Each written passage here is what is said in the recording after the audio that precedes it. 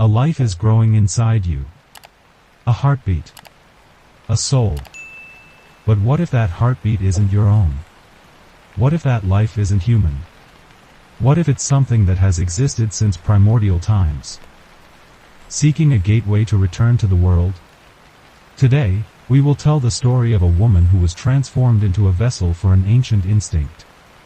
An instinct that craves to be born. And is willing to use anything to achieve its purpose. This is not just a scary story. This is a warning. Welcome to Whisper Horror Channel, where we unveil chilling mysteries. Stories that science cannot explain, fears deeply etched in the mind. If you feel a chill, don't forget to hit like to support us. Share this story, so your friends and loved ones can also experience this horror.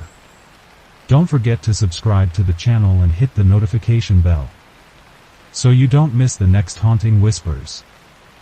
And comment below, do you believe ancient horrors can still exist in the modern world? Emily Grayson, 28 years old, was a talented young composer struggling with a creative block.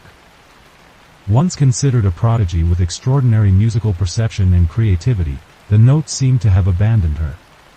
Emily was a deeply introverted person. Her world was shaped by melodies and sounds. She was sensitive to every vibration, every echo, no matter how subtle. Nathaniel Moore, 30 years old, Emily's husband, was a practical metal sculptor. He had a strong physique, calloused hands, and a resolute soul, somewhat skeptical of supernatural things. Nathaniel loved his wife dearly, always striving to bring stability and peace to Emily's emotional world, to rediscover lost inspiration and escape the pressure of the big city. Emily and Nathaniel decided to move to an old house on the banks of the Mississippi River, New Orleans, Louisiana. The house had classic Gothic architecture, with ornate arches, stained glass windows, and intricately wrought iron balconies, located in a quiet neighborhood, hidden by ancient oak trees covered in moss. New Orleans, with its mystical history, unique cultural blend, and profound artistic atmosphere, promised to be a place where Emily could find her own symphony again. The house also had an old stone well in the backyard, abandoned and covered in vines, evoking its own sense of mystery. On their first night in the new house, as Nathaniel was already asleep, Emily sat alone by the bedroom window, trying to find some inspiration in the quiet atmosphere of New Orleans. Insects chirped, wind rustled through the ancient trees, and in the distance, a train whistle echoed from the river. Suddenly, Emily heard a strange melody echoing from the direction of the river. It was not the sound of musical instruments or human singing, but like rushing water mixed with whispers, with an eerie, mesmerizing rhythm. That melody did not follow any musical rules she knew, but it had a primal harmony, a hypnotic rhythm, pulling her mind into a distant world. Emily felt an inexplicable urge to record that melody, as if it were the music she had been waiting for all along. She quickly turned on her voice recorder, trying to capture every invisible note. That night, Emily plunged into a strange dream, vivid in every detail. She saw herself in a bizarre concert, not in a luxurious hall, but in a dark, amorphous, undefined space, where shadows writhed. A creature of unknown form, merely a mass of light-emitting complex rhythms, stood at the center. It had no eyes or mouth, but it seemed to be conducting an orchestra of people with hollow, vacant eyes, their bodies deformed, bones protruding like piano keys. They didn't play instruments. Their very bodies produced sound, groans, screams, heavy breathing, all blending together to form a horrifying harmony. The creature looked directly at Emily, and she felt herself being pulled into the harmony, her body beginning to deform, invisible notes infiltrating every cell. The next morning, Emily woke in a panic, drenched in sweat. The horrifying music and the ghostly orchestra still echoed in her ears. As she tried to compose herself, her eyes stopped at the bedroom windowsill. There, an old, Exquisitely carved ebony music box lay neatly. Emily didn't remember owning it. It looked very old, like a relic from centuries past. She carefully opened the music box. Immediately, it automatically played a strange, sad, but captivating melody, identical to the melody she heard from the river last night. Those notes were not normal musical notes, but the rhythms of rushing water, whispers, and primordial sounds. Emily shivered. This was no coincidence. This was an invitation. Something that had existed for a very long time was trying to communicate with her through music. And the music box was a tool, a conduit, for the controller's symphony. Fear crept into her mind. The old music box and the strange dream had sown the seeds of fear in Emily Grayson's mind. The haunting of the eerie river melody and the horrifying harmony in her dreams ceaselessly clung to her. Nathaniel, Emily's practical husband, still tried to find rational explanations for his wife's preoccupation, attributing it to stress from moving to a new place or creative block. A few weeks after moving into the house by the Mississippi River, Emily began to exhibit unusual symptoms. She constantly felt nauseous, utterly exhausted, and especially had inexplicable, bizarre cravings. She suddenly craved things that were not normal food, like charcoal and clay. Emily secretly went to the garden at night, scooping up clay with her bare hands and eating it ravenously, as if it were the most delicious food in the world. Nathaniel was horrified when he discovered this. He tried to stop her, but Emily resisted fiercely, her eyes becoming wild and hostile. More terrifyingly, Emily became extremely sensitive to sound. The slightest noises in the house made her jump and feel uneasy. She could hear water flowing in the sewer pipes, wind rustling through door cracks, the ticking of a distant clock, all becoming louder, clearer. One morning, Emily and Nathaniel went to see a doctor. The examination results stunned them both. Emily was 8 weeks pregnant. This news was like an electric shock. Neither could believe it. They had always been very careful with contraception, and Emily's unplanned pregnancy was inexplicable. The couple looked at each other, their eyes filled with disbelief and a vague fear. This was not merely good news, but an unwanted event, a biological miracle beyond their control, chillingly linked to the river melody and the old music box. Emily felt a cold sensation run down her spine, a premonition that the life growing inside her was not normal. During the first ultrasound, the air in the examination room became stiflingly tense.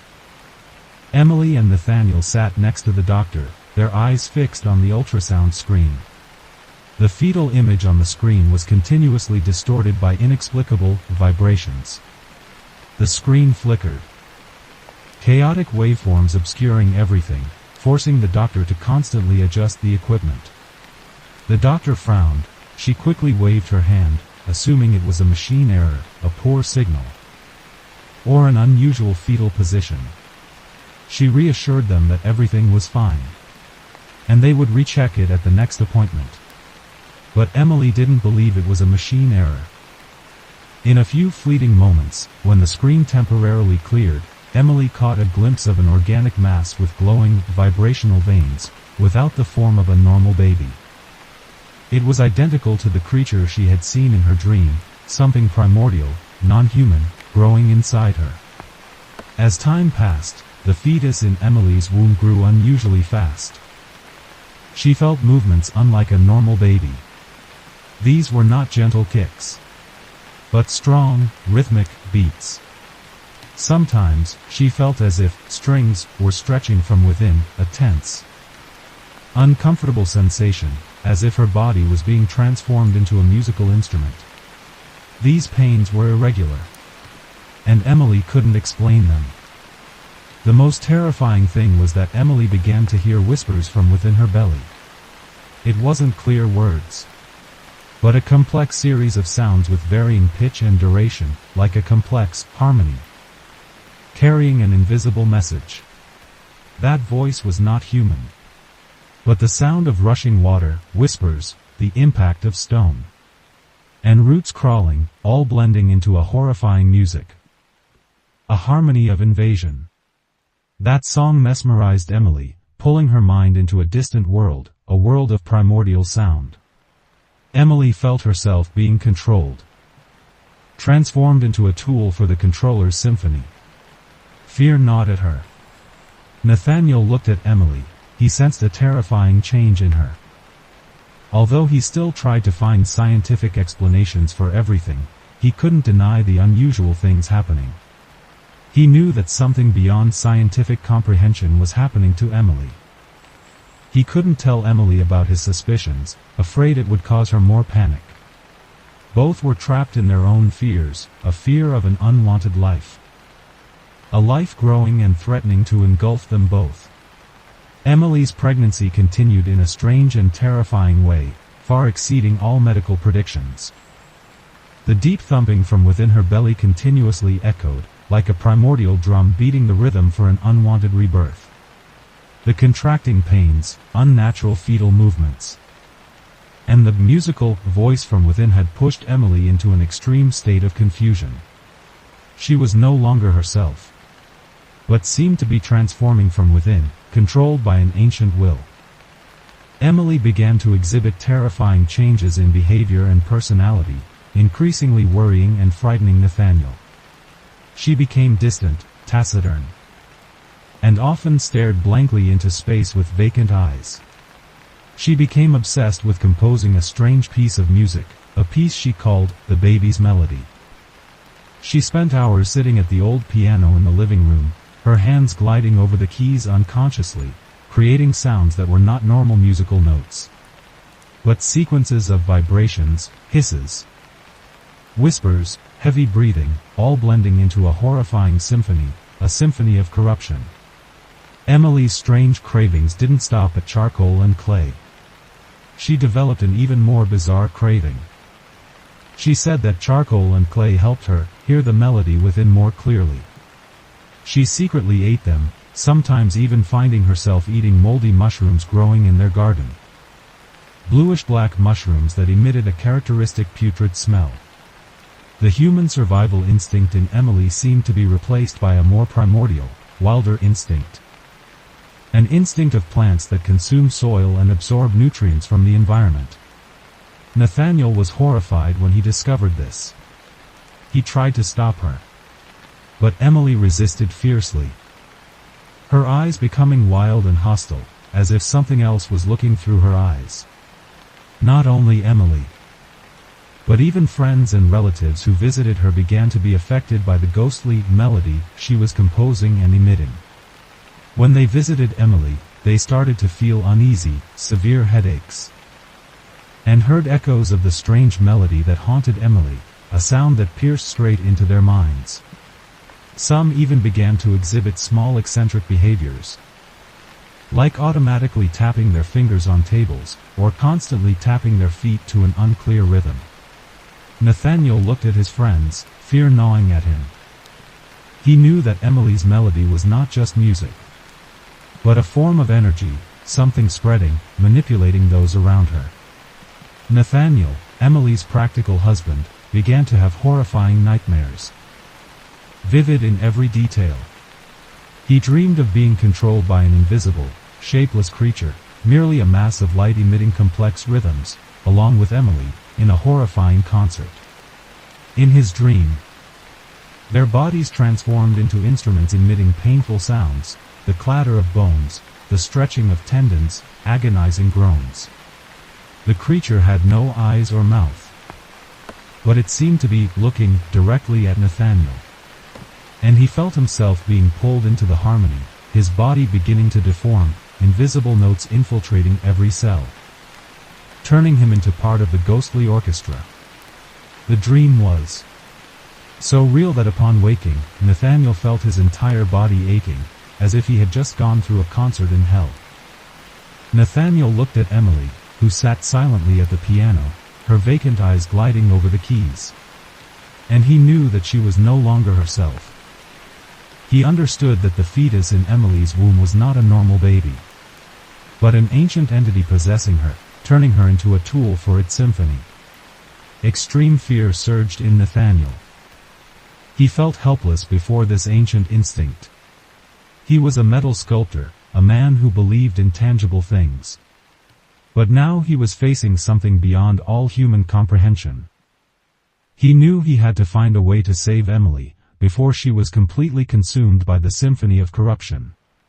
The terrifying changes in Emily's behavior and body, along with Nathaniel's horrifying nightmares, pushed them to the brink of despair.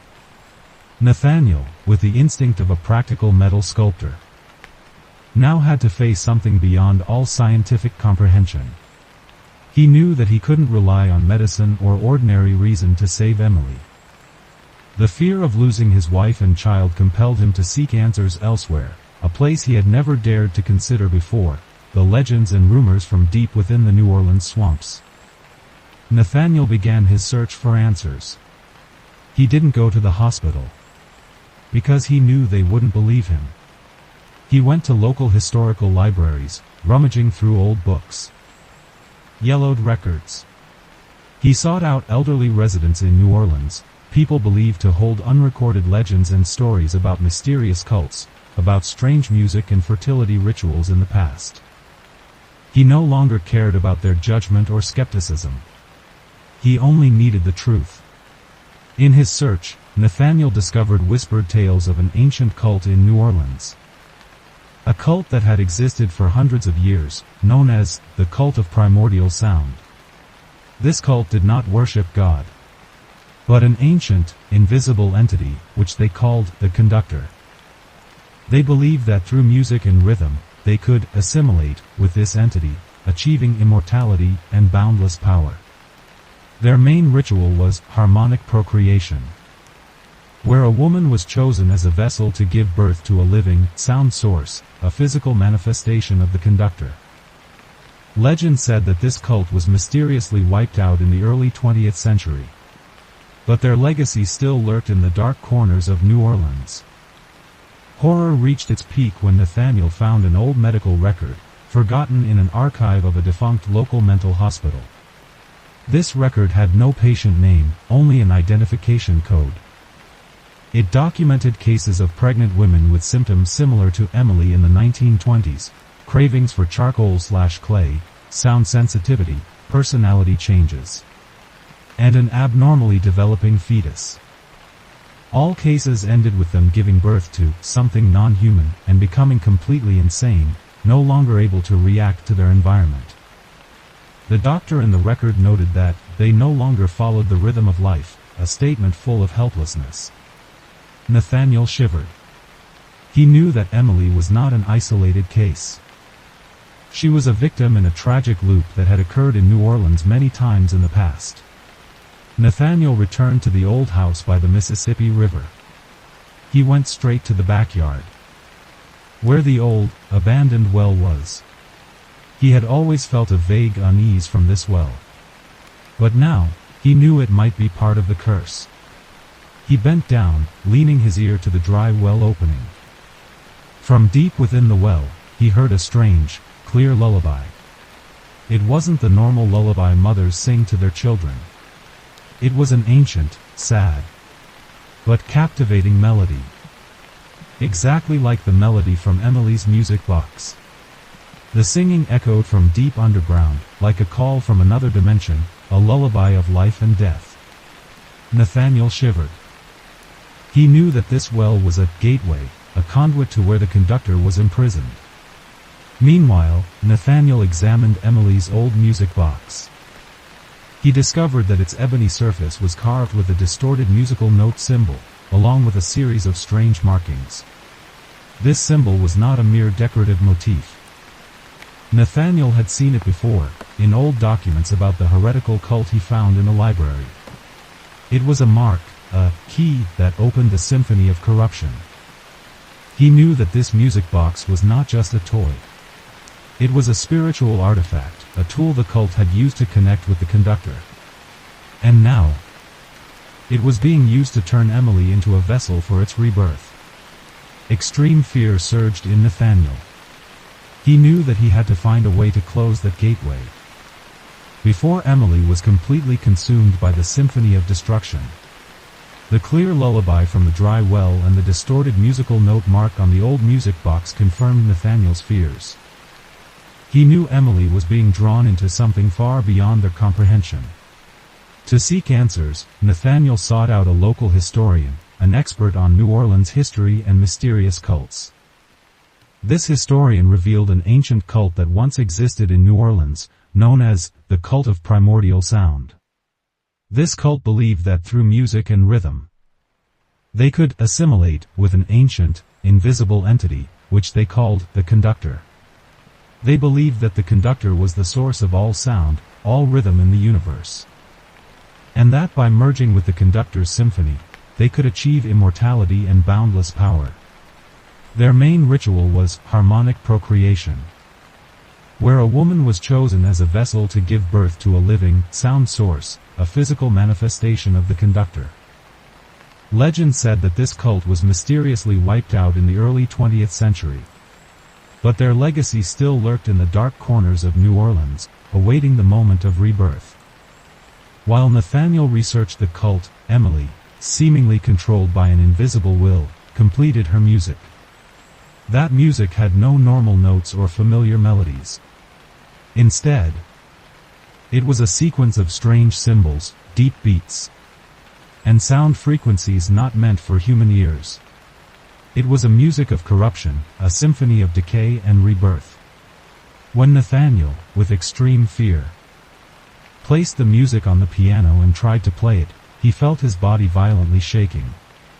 And he saw Emily's image slowly transforming on her face, her features becoming distorted, her eyes vacant.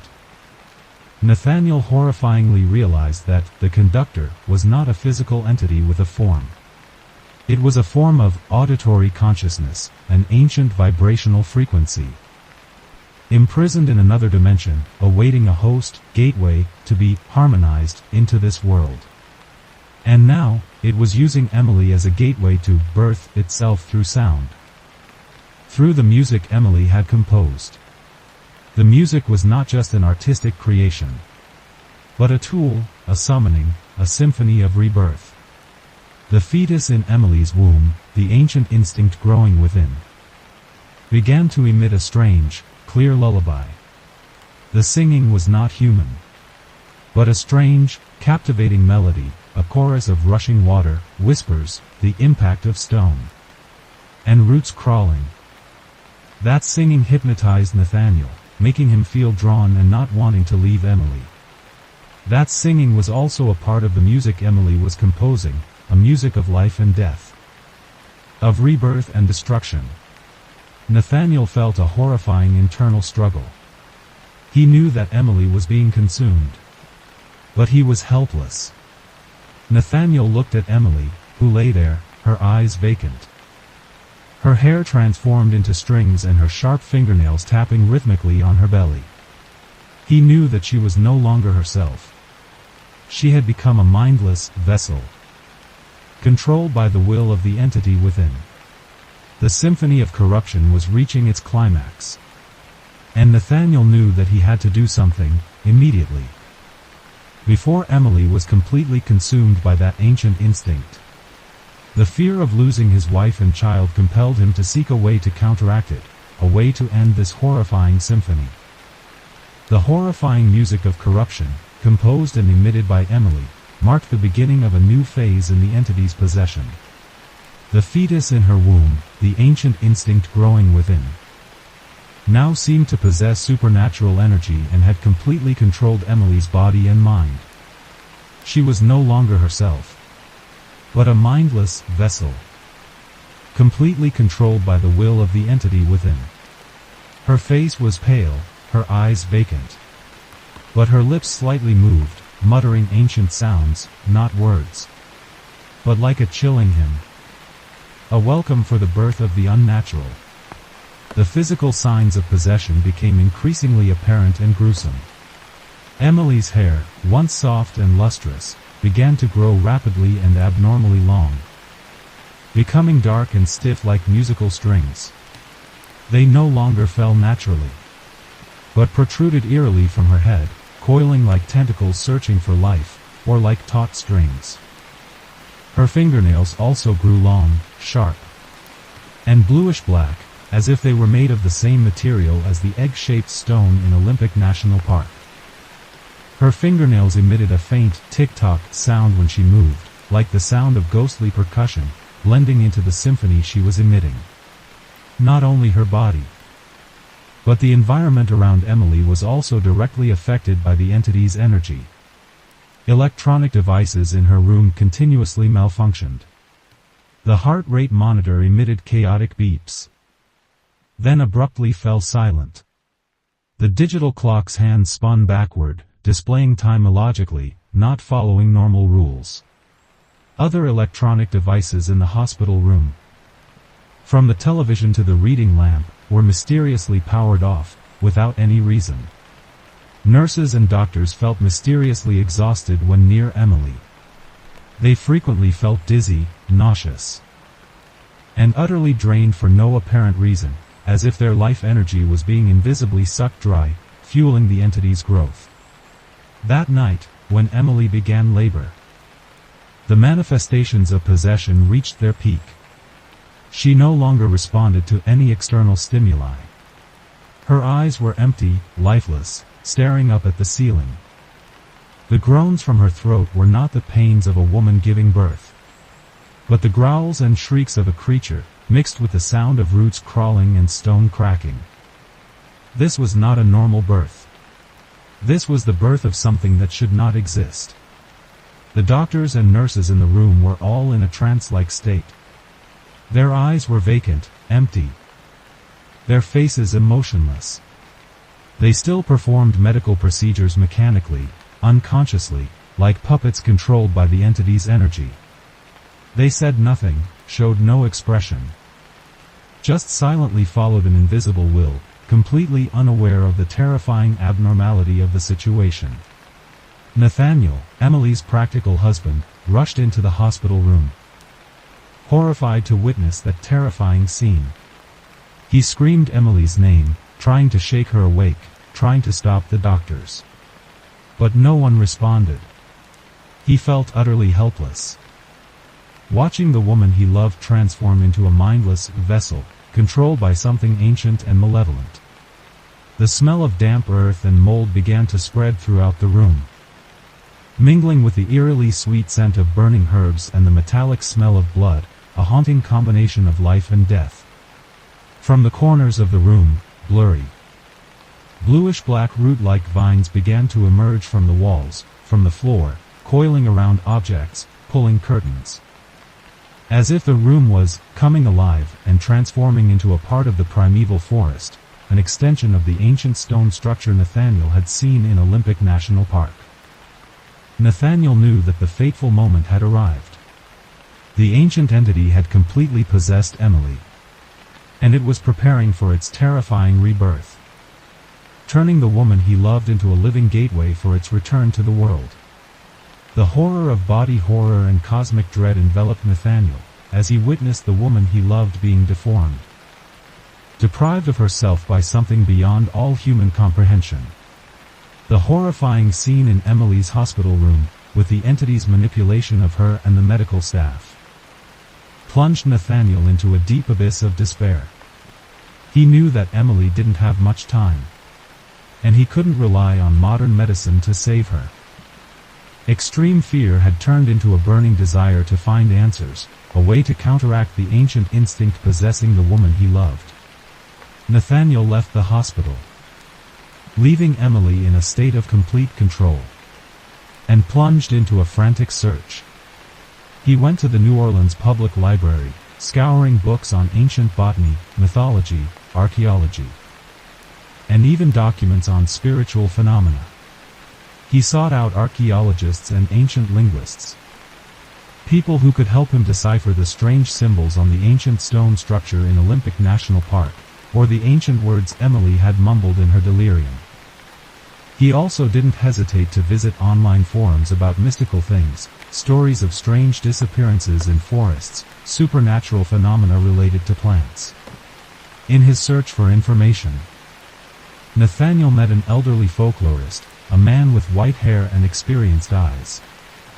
This man told Nathaniel about similar dreams of people who had ventured into primeval forests and been affected by inexplicable things. He said there were whispered tales of a seed growing inside them, something primordial, non-human, but parasitic and developing within a living body. These people, after a time, either disappeared without a trace or were strangely transformed, becoming part of the forest. Nathaniel shivered. What this old man described perfectly matched what was happening to Emily. The deeper he delved, the more Nathaniel felt he was touching a horrifying truth buried for millennia. He discovered ancient documents, records in lost languages, speaking of an entity called the Dread Root, an ancient plant spirit, a primordial consciousness, sealed underground for thousands of years by vanished ancient civilizations. Legend said that the Dread Root was not dead, but merely sleeping, awaiting the moment of rebirth. And to be reborn, it needed a host, gateway, a living body to nourish it, so it could return to this world and establish its kingdom. Extreme fear enveloped Nathaniel when he found a warning note in an ancient document: whoever opens the gate shall become the mother. Whoever is the mother shall nourish. Whoever nourishes shall be consumed. Nathaniel clutched the document, his palms drenched in sweat. He understood that Emily was not merely pregnant. She was being used as a gateway for the Dread Root's rebirth. He remembered the egg-shaped stone in Olympic National Park, Emily's fateful touch, and the seed dream they both had. Everything connected in a chilling way. Nathaniel returned to the hospital, his heart heavy. He looked at Emily, who lay there, her eyes vacant, her bluish-black hair like strings and sharp fingernails horrifyingly long. He knew that the curse had completely possessed her. He tried to talk to the doctors, explaining about the Dread Root, about the gateway, but they only looked at him with worried eyes, thinking he was suffering from severe nervous tension. He knew he couldn't count on them. He had to find a way to fight this ancient entity himself. Fear had turned into determination, a desperate determination to save the woman he loved from a horrifying fate. He had to find a way to close the gateway, before the Dread Root was completely reborn and consumed everything. The chilling warning from the ancient document: whoever opens the gate shall become the mother. Whoever is the mother shall nourish. Whoever nourishes shall be consumed, resonated incessantly in Nathaniel Moore's mind. He returned to the hospital, looking at Emily lying there, her body terrifyingly transformed. And he knew that the fateful moment had arrived. He couldn't just stand by and watch the woman he loved become a vessel for something horrifying. Despair turned into an iron will. He had to find a way to stop this rebirth, no matter the cost. That night, what Nathaniel feared most happened. Emily went into early labor. Her screams were not the pains of a woman giving birth, but the growls and shrieks of a creature, mixed with the sound of roots crawling and stone cracking. It was a horrifying symphony, a primordial sound of rebirth taking place. The doctors and nurses in the room, already manipulated by the entity's energy, continued their procedures unconsciously, their eyes vacant, faces expressionless, like controlled puppets. They did not realize the terrifying abnormality of the situation. Emily's hospital room became strangely dark, although the lights were still on. Blurry, bluish-black root-like vines began to emerge from the walls, from the floor, coiling around objects, pulling curtains. As if the room was coming alive and transforming into a part of the primeval forest, an extension of the ancient stone structure Nathaniel had seen in Olympic National Park. The pungent smell of damp earth and mold, mingling with the eerily sweet scent of burning herbs and the metallic smell of blood, created a suffocating and terrifying atmosphere. A haunting combination of life and death. From Emily's belly, not a baby's cry, but a horrifying chorus of roots crawling, stone cracking, heavy breathing, and ancient whispers clearly echoed. Nathaniel stared at Emily, extreme horror rising. Her belly was abnormally swollen, the glowing bluish-black patterns under her skin became clearer than ever, tiny roots seemed to twitch beneath. This was not life. This was something that should not exist. He felt a strong vibration from within, like the heartbeat of a colossal creature awakening. The doctors and nurses continued their work mechanically, their eyes empty. They said nothing, just silently followed an invisible will. Nathaniel tried to stop them, screaming Emily's name. But his voice was swallowed by the horrifying chorus from her belly. He helplessly watched the woman he loved being transformed into a living gateway for the rebirth of something beyond all definitions of life and death. He felt utterly helpless. A heart-wrenching pain seeing Emily being brutally destroyed. Just then, the horrifying birthing process began. Emily tensed, not from pain, but from a primordial force pushing from within. Not a baby, but a bluish-black organic mass, shaped like a large root, with sharp thorns, slowly emerged from Emily. It had no eyes or mouth, only a glowing cavity in its center, where the deep thumping echoed. That mass did not cry, made no sound, it simply crawled out, tiny root-like branches spreading, clinging to the floor, seeking life. As if it was tasting the world for the first time. That sight transcended all the horrors humans could imagine. It was a violation of the nature of life, a creature that did not belong to this world. An ancient instinct that had found its way back. Immediately, a thick black smoke filled the room, carrying the pungent smell of damp earth. That smoke was not ordinary smoke, it was thick. As if it had a life of its own, coiling around the newly born entity. The smoke enveloped the bluish-black mass and quickly carried it out of the room, disappearing without a trace through the wall. As if space was no barrier. Nathaniel only managed to see in that brief moment a faint ray of moonlight filtering through the window, illuminating the spot where the mass had just vanished. He knew. The dread root had been reborn. Emily's hospital room fell into a terrifying silence. The thick black smoke carrying the bluish-black mass had vanished without a trace, leaving Nathaniel standing there, stunned by the horrifying scene that had just unfolded. He looked at Emily, the woman he loved most, lying motionless on the bed. She had given birth to something non-human, an ancient instinct from primordial times. Immediately after giving birth, Emily's body began to shrivel horrifyingly fast. Her skin wrinkled, darkened like dry tree bark, her hair fell out in large clumps, revealing a pale scalp. Her eyes remained wide open, staring blankly at the space where the entity had vanished. But they no longer held the light of life, only emptiness and lifelessness. She no longer breathed. Emily Grayson had passed away.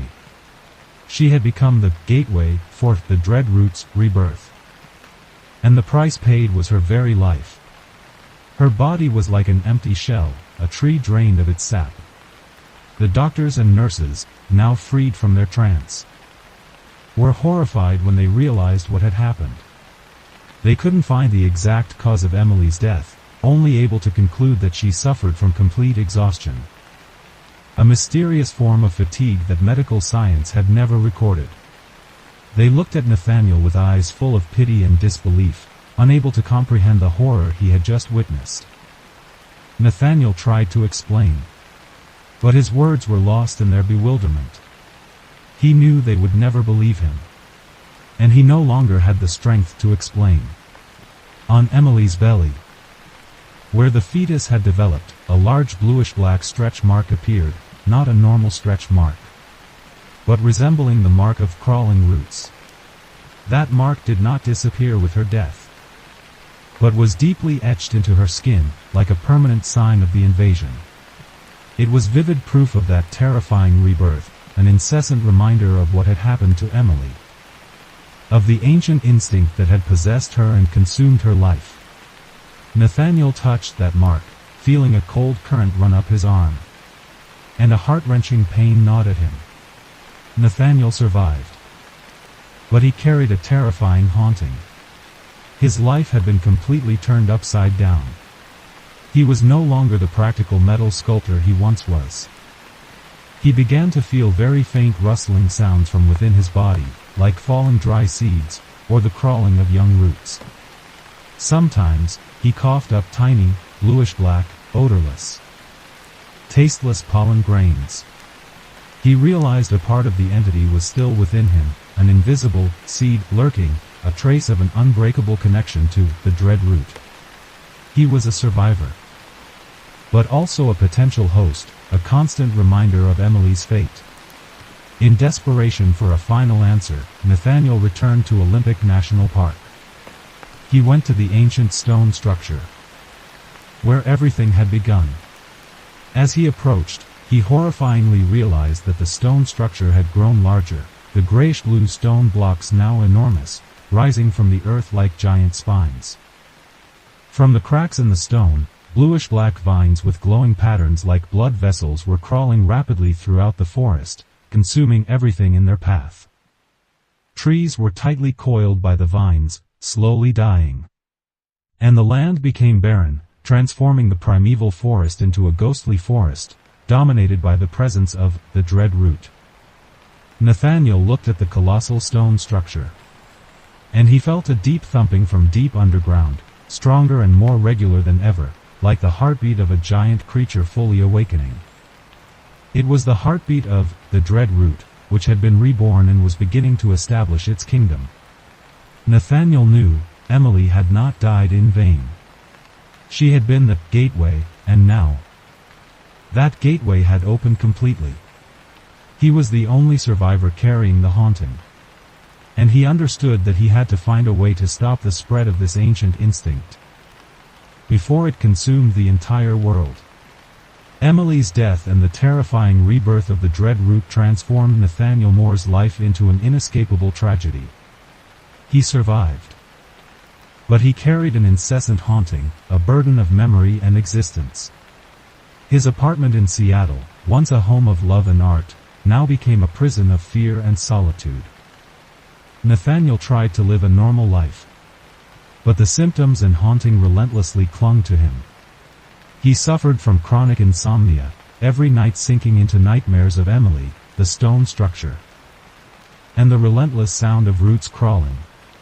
When awake, he frequently heard heavy breathing and the rustling of roots crawling within his own body, a sound only he could perceive, like a constant reminder of the seed still existing within him.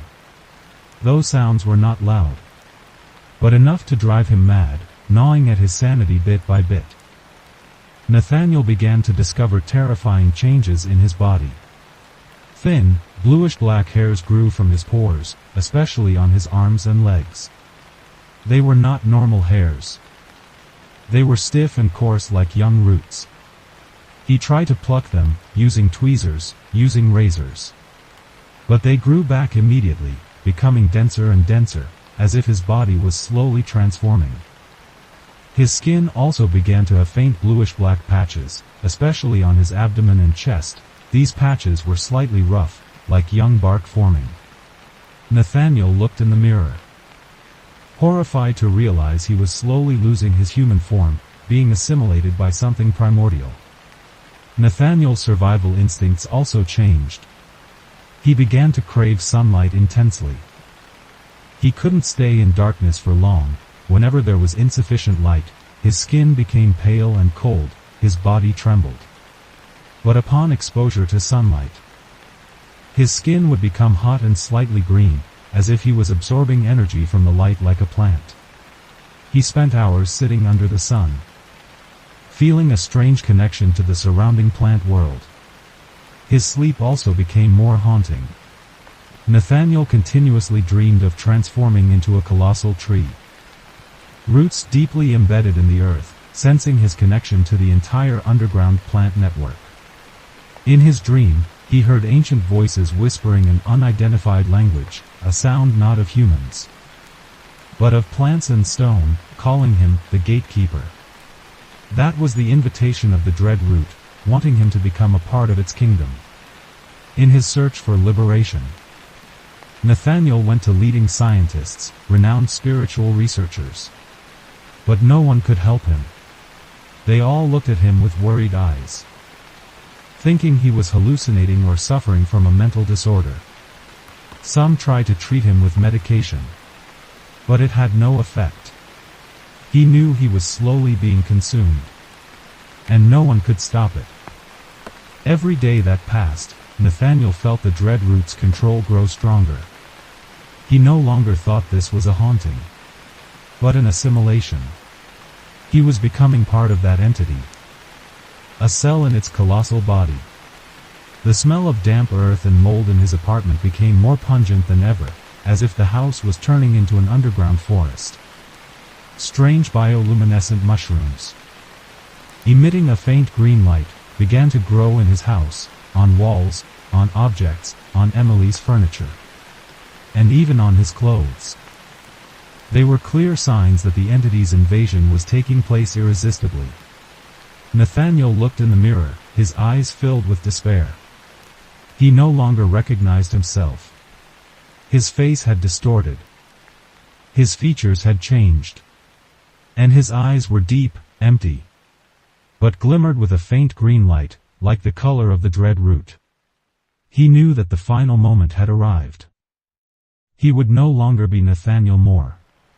He would become the gatekeeper, a part of the dread root's deep-rooted kingdom. The old, decaying diary of the missing botanist, with the haunting inscription, "I will be the last gatekeeper, and I will await my successor," was the final prophecy, confirming Nathaniel Moore's horrifying fate. He could not escape this assimilation.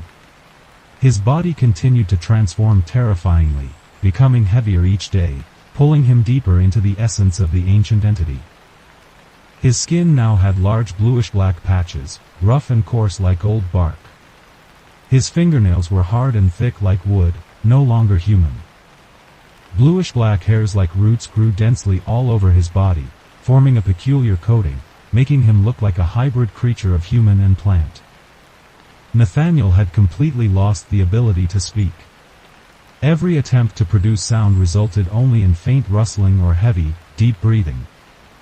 Exactly like the fetal breathing he had heard from Emily's belly. The deprivation of verbal communication plunged him into an abyss of solitude and helplessness.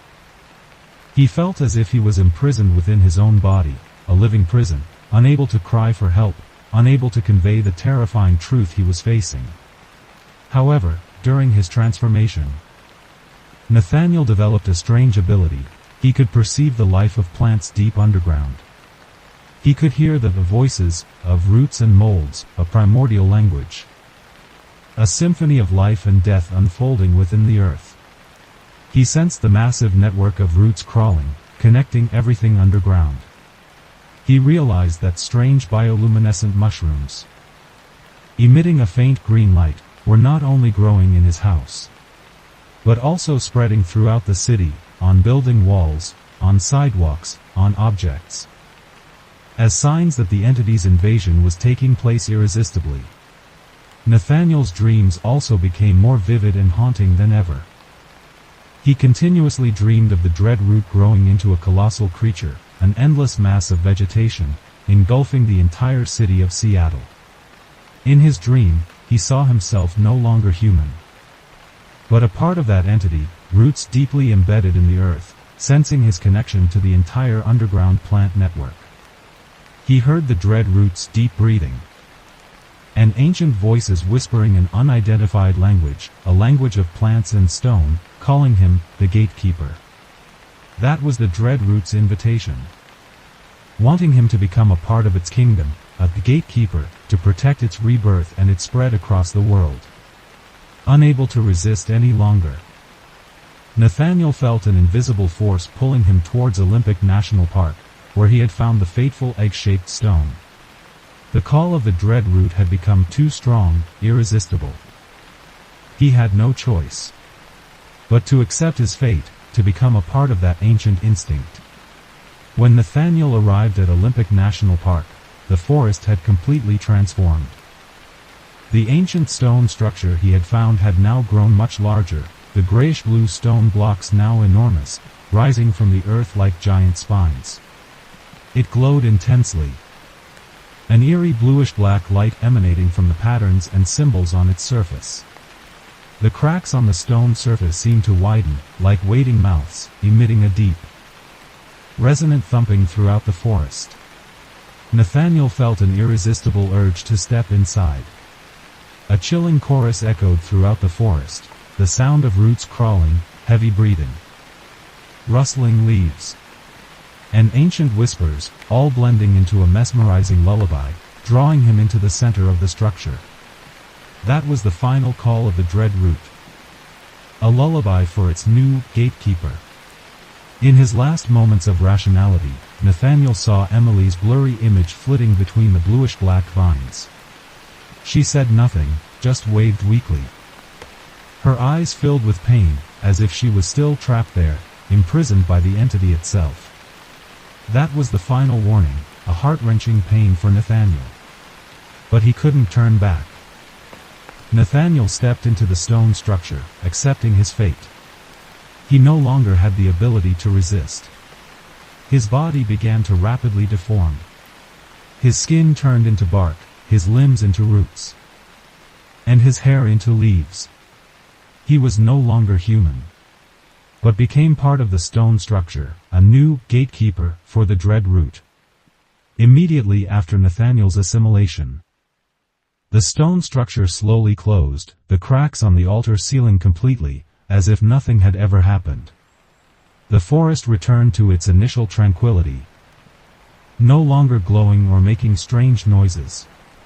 But from deep underground, a deep thumping echoed, stronger and more regular than ever, like the heartbeat of a colossal creature fully awakening. The dread root had been reborn.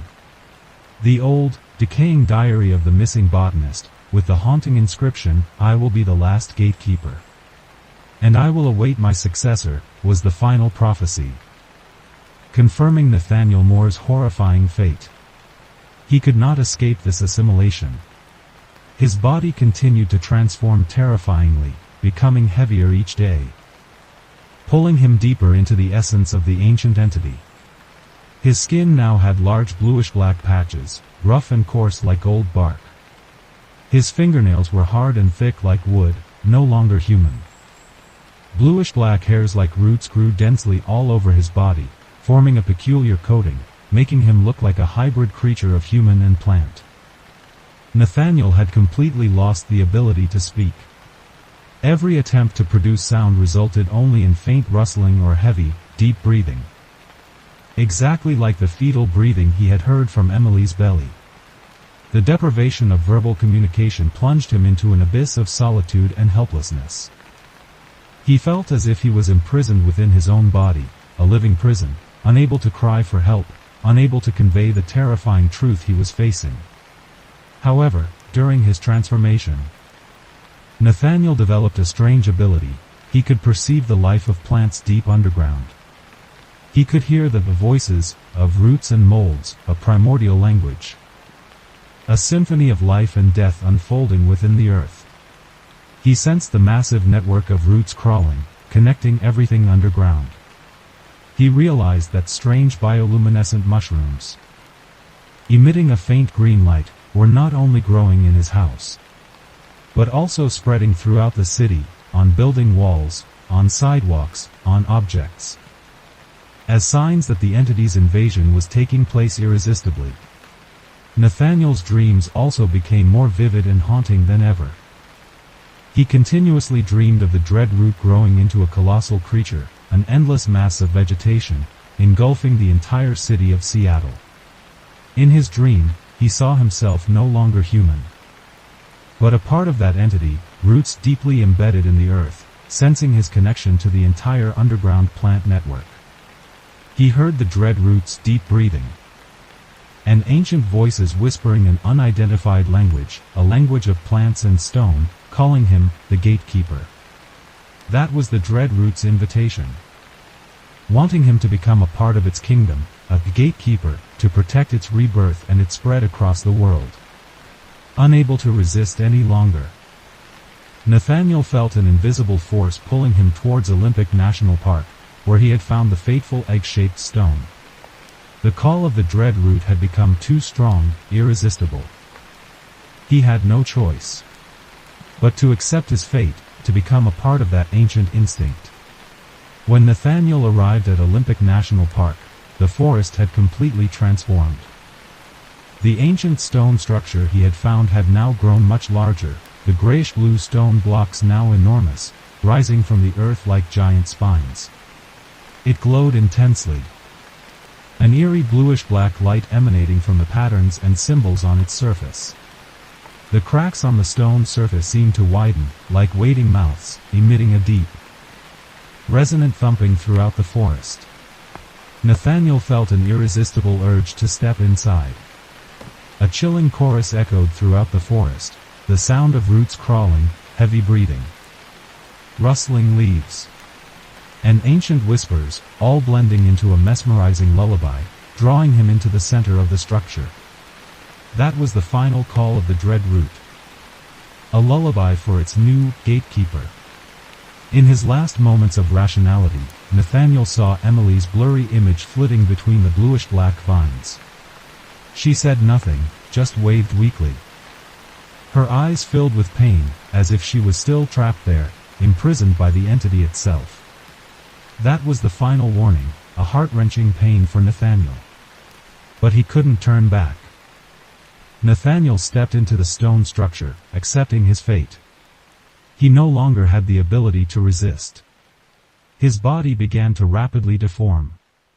His skin turned into bark, his limbs into roots, and his hair into leaves.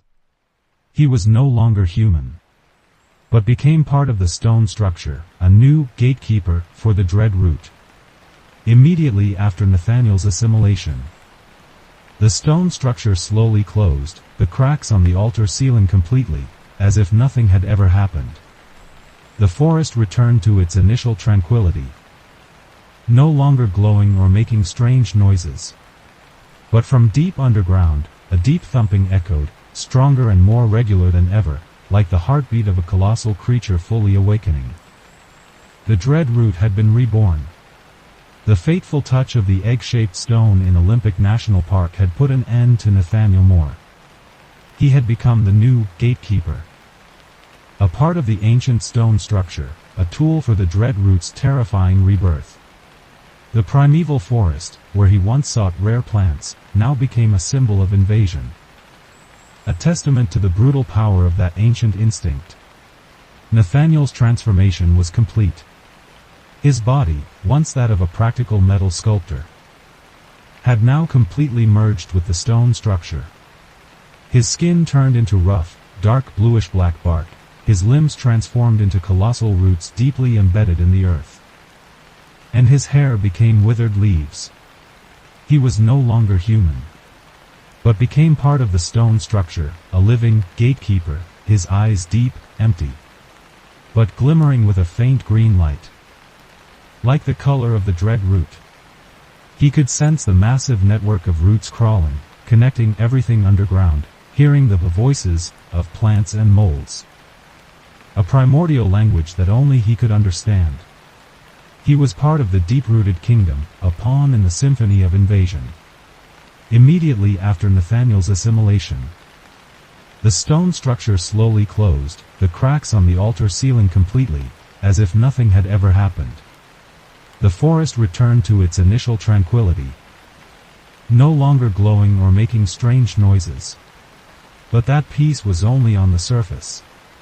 From deep underground, a deep thumping echoed, stronger and more regular than ever, like the heartbeat of a colossal creature fully awakening. The dread root had been reborn. It had found its gatekeeper, and now, it was ready to expand its kingdom into the outside world.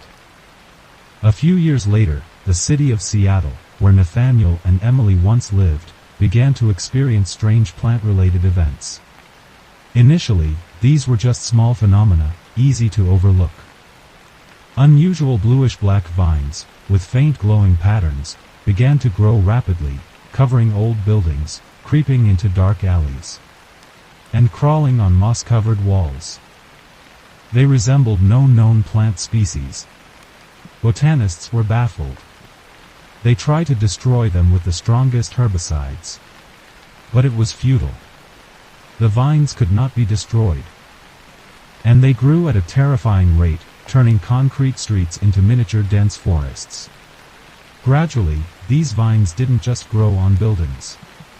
They started crawling onto the streets, destroying sidewalks, cracking asphalt. They coiled around utility poles, traffic signs, turning them into bizarre natural sculptures.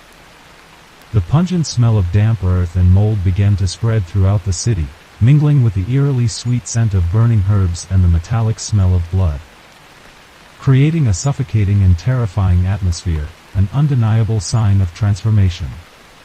People who had contact with Nathaniel or Emily began to exhibit strange symptoms. They strangely craved soil, or coughed up tiny, bluish-black pollen grains. Sometimes, their eyes would become empty, vacant. And they would mutter unidentified words, ancient sounds that no one understood. They weren't completely possessed like Emily, but they were becoming new gatekeepers of the dread root, living connection points for its spread into the world. These signs indicated that the ancient entity didn't stop at Olympic National Park.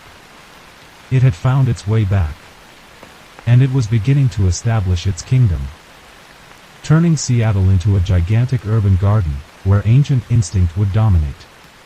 The city of Seattle, once a symbol of technology and dynamism, was now slowly transforming into a colossal urban forest, a kingdom of the dread root.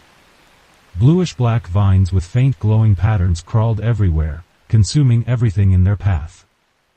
They didn't just cover skyscrapers, bustling streets, but also infiltrated every corner of urban life, transforming modern architectural structures into bizarre, inanimate natural sculptures. The pungent smell of damp earth and mold spread throughout the city, mingling with the eerily sweet scent of burning herbs and the metallic smell of blood, creating a suffocating and terrifying atmosphere, an undeniable sign of transformation. Gradually, there was no longer any trace of humans in the invaded areas. Roads, shops, houses, all were completely covered by vines and roots, transforming into colossal organic architectural masses. The city was dead, and a new, more ancient life had risen from the ashes of civilization. The colossal plant creature, the dread root, now dominated the entire area. It was not just mere plant life, but a conscious entity, formed from millions of intertwined roots and vines. And it breathed with a deep, steady thumping, echoing from deep underground, like the heartbeat of an ancient god controlling its kingdom. When one looked closely at the colossal vines and trunks covering the city, one could faintly discern the distorted faces of those they had consumed.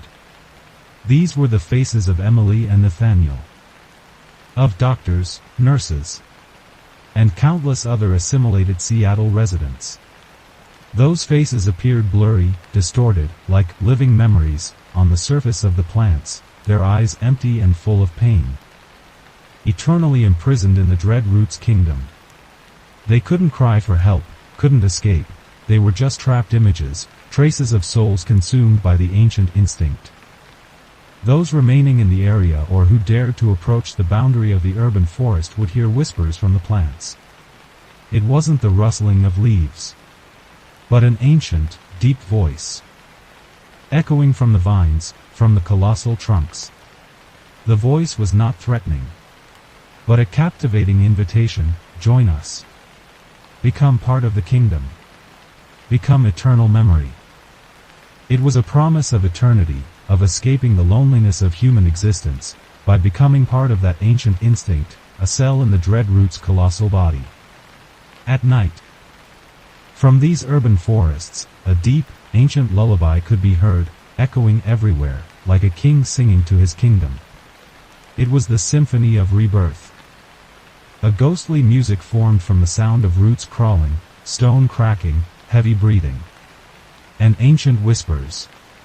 It was the song of the dread root, inviting new souls to assimilate, expanding its kingdom across the world.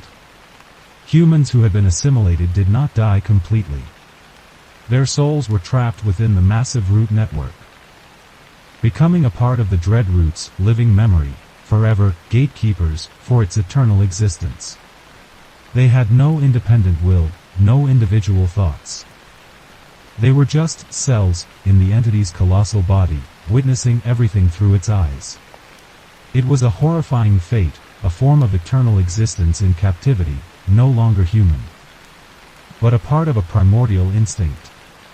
Scientists, though they researched and discovered many things, remained helpless. They realized that this was not an ordinary plant species, but a transcendent entity, far exceeding all biological definitions. They could not destroy it, could not stop its spread. The dread root had risen, and it was beginning to establish its kingdom, turning the world into a colossal garden, where humans had no place. The kingdom of the dread root relentlessly expands. The city of Seattle had been completely consumed, becoming a colossal urban forest, a horrifying testament to the rebirth of ancient instinct. But the entity's expansion did not stop there. It no longer needed ancient stone altars or a single host, gateway, to continue spreading. From the invaded urban forests, tiny, bluish-black, odorless, tasteless pollen grains were born from the dread root's own colossal body. These pollen grains flew with the wind, infiltrating the air, traveling hundreds, thousands of miles, carrying the entity's seed to other cities around the world. They clung to human skin, infiltrated respiratory systems, entering the bodies of innocent residents, opening new gateways for the invasion. In distant cities, a strange and terrifying phenomenon began to appear. Some newborns were born with strange birthmarks on their skin. These birthmarks were not like ordinary birthmarks, they were shaped like bluish-black root branches, with faint glowing patterns. Exactly like the patterns on the egg-shaped stone that Emily and Nathaniel had found. These birthmarks did not disappear over time, but were deeply etched into the children's skin, like a permanent sign of the invasion. They were evidence that these children had been marked, chosen to become future potential gateways or gatekeepers, carrying the seed of the dread root from birth. Mothers of children with these birthmarks began having dreams similar to Emily. They dreamed of a bluish-black seed growing inside them, tiny roots crawling, coiling tightly around every internal organ. They heard a deep thumping from deep within their bodies, a sound that did not belong to any human or animal. Ancient, unintelligible voices whispered a language of plants and stone, saying they were nurturing a king, something primordial trying to return to the world. Fear and confusion gnawed at their minds. But gradually, a strange acceptance began to creep in. In newly affected cities, people began to hear heavy breathing from underground. It wasn't the breathing of humans or animals, but the breathing of a colossal creature from ancient times, a primordial sound of life rising from the depths. They felt a slight vibration, like the heartbeat of a giant entity, spreading from deep beneath sidewalks and streets. Those sounds were not loud, but enough to make them uneasy, evoking a vague sense of fear about something lurking beneath their feet, waiting for the moment to erupt. Scientists, botanists, and archaeologists began researching the invasive plant phenomenon and the strange dream spreading. They found no clear cause, but some researchers noted a link to ancient legends about the dread root and stories of civilizations consumed by plants. They collected plant samples from Seattle, bringing them back to laboratories for study, hoping to find a weakness. However, the plant samples they collected from Seattle and other affected areas exhibited strange and terrifying behaviors. They did not die. They continued to grow vigorously even in strictly controlled laboratory environments. They moved slightly on their own in glass cages, tiny roots crawling across lab tables, as if they had a life and will of their own. Sometimes, tiny, bluish-black pollen grains would automatically fly from them, floating in the air, then clinging to the scientist's skin, causing uncomfortable itching. That was a sign that the invasion was silently taking place, infiltrating the bodies of the very people trying to research it. Some scientists tried to decipher signals from the plants and discovered that they emitted a form of low-frequency sound, like an ancient language, repeating the words, absorb, rebirth, kingdom. That was the Dread Root's invitation, a call for the living to assimilate into its kingdom. Some researchers, too obsessed with the entity, began to exhibit symptoms like craving soil, their bodies showing bluish-black patterns, and sometimes their eyes becoming empty, lifeless, like new gatekeepers of the Dread Root. They had been assimilated, becoming part of the entity's perceptual network, witnessing its expansion powerlessly. However, they were no longer afraid. Instead, they had a strange peace, an acceptance of fate, a belief that they were becoming part of something greater, more eternal. Humans began to understand that they were facing a battle they could not win. Acceptance gradually replaced fear. Urban forests expanded, consuming cities, and survivors had to find a way to adapt to a new world, where ancient instinct had regained control, and humanity was merely living memories in its body. The kingdom of the Dread Root had truly risen. From the primeval forests of Olympic National Park, to the consumed streets of Seattle, and now, spreading across major cities globally. This ancient entity had re-established the order of nature, transforming the world into a colossal garden, where humans were no longer the dominant species, but only living memories. Tiny, bluish-black pollen grains continued to be born from the invaded urban forests, flying with the wind, infiltrating the air, traveling thousands of miles, carrying the entity's seed to every corner of the world. In newly affected areas, pregnant women began to feel strange movements in their bellies, strong thumps, violent thrashing, unlike any normal fetus. Sometimes, they saw glowing bluish-black patterns under their abdominal skin, like a sign that they had been chosen as new gateways, living vessels for the Dread Root's unending rebirth. As night fell, from the urban forests, a deep, ancient lullaby could be heard, echoing everywhere. It was not a human lullaby, but the song of a king singing to his kingdom, a ghostly symphony formed from the sound of roots crawling, stone cracking, heavy breathing, and ancient whispers. It was the song of the Dread Root, inviting new souls to assimilate, expanding its kingdom across the world. Humans had been consumed, but they did not die completely. Their souls were trapped within the Dread Root's massive root network, becoming a part of the entity's living memory.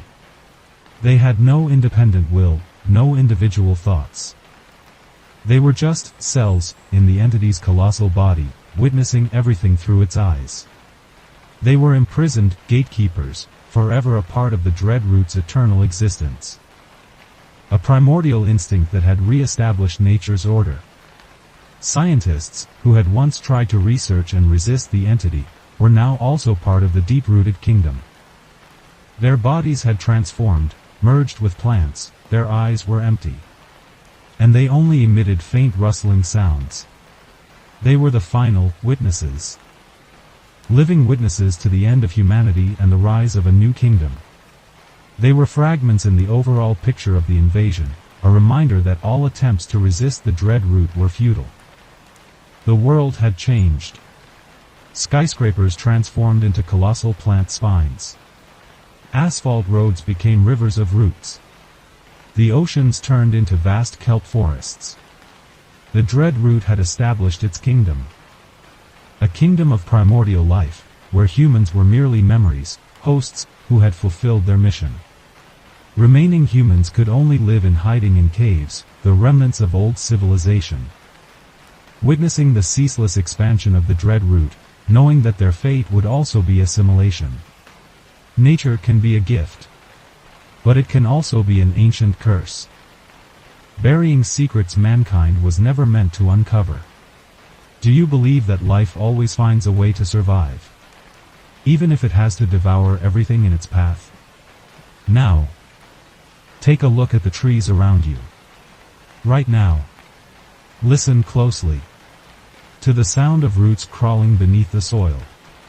Is there a heartbeat? One that doesn't belong to you? A single spore, floating through the air, waiting for a new host? Because it's possible. The ancient seed has already found its way back. And you might be its next gateway. If this story gave you chills, don't forget to like, share, and follow the Whisper Horror channel, so you never miss the next haunting tale. Tell us in the comments below. Do you believe ancient terrors might still exist in our modern world?